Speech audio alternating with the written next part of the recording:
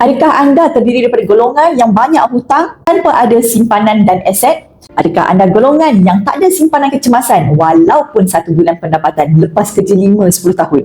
Atau adakah anda golongan yang nak bersara dah tapi tak ada tabungan yang cukup untuk simpan zaman persaraan nanti?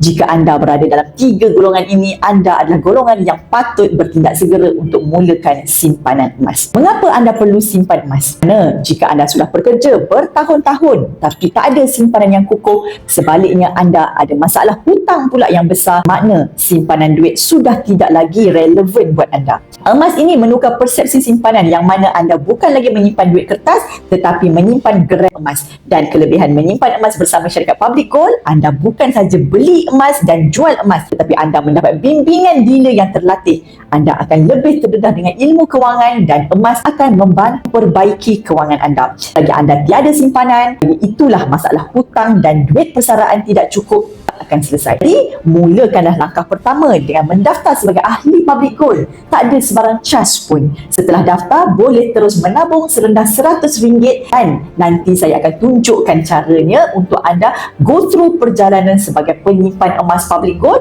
bersama Dr. Akilah. Jadi, why not start simpan emas sekarang? Nanti yang bersara kaya, anda juga.